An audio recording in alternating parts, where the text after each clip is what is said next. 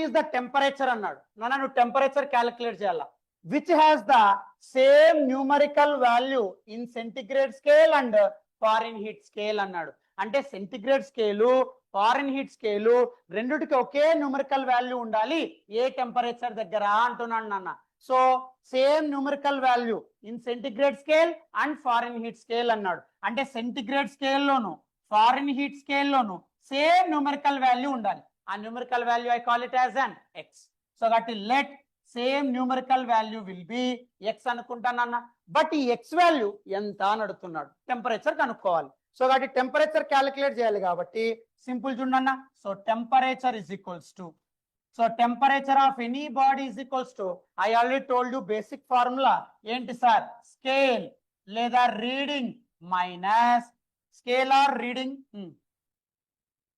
So scalar reading minus LFP by, అంతేనా. So LFP by UFP minus LFP. Right, ఇప్పుడు చూడన్న, వాడిచ్చినది Celsius Fahrenheit రెండుటికి same numerical value ఉండాలి ఏ టెంపరేచర్ లో నడుతున్నాడు.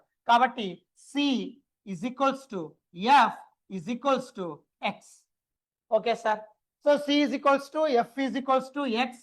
ఆ ఎక్స్ నే నువ్వు ఫైండ్ అవుట్ చేయాలన్నా దాన్ని ఎక్స్ అనుకుంటాను, ఆ న్యూమరికల్ వాల్యూని that you want to calculate. First Celsius scale రాయమా. సెల్సియస్ స్కేల్ ఏం రాస్తాం, స్కేల్లో సి రాయొచ్చు కదా అన్న, ఇదే formula. So C minus LFP, LFP అంటే సెల్సియస్ స్కేల్లో 0 బై తర్వాత 100 minus 0 is equals to next అన్న Fahrenheit. So Fahrenheit scale ఏం నాన్న, ఏం Fahrenheit scale F minus LFP రా 32 బై యుఎఫ్పి నాన్న 212 మైనస్ 32. బట్ నన్ను ఇక్కడ రెండుకి సేమ్ న్యూమరికల్ వాల్యూ అడిగాడు, కాబట్టి సి బదులు ఎక్సే ఎఫ్ బదులు ఎక్సే. సాల్వ్ చేయప్పుడు సి ప్లస్ ఎక్స్ సబ్స్టిట్యూట్ చేస్తే X by 100 is equals to F బదులు ఎక్స్ ఏనా ఎక్స్ మైనస్ 32 బై 180. సో అప్పుడు 0 0 క్యాన్సిల్, రైట్, 2 5s తర్వాత 2 9s, అంతేనా. సో క్రాస్ మల్టిప్లై చేయి, అప్పుడేమవుతుంది 9x is equals to 5x minus 32 5s ఎంత 160. నా ఈ ప్లస్ 5x ఈ పక్క వెళ్తే minus 5x, 9x minus 5x 4x. So అప్పుడు 4x is equals to minus 160. So అప్పుడు 4 1s 4 40s, అప్పుడు x is equals to minus 40.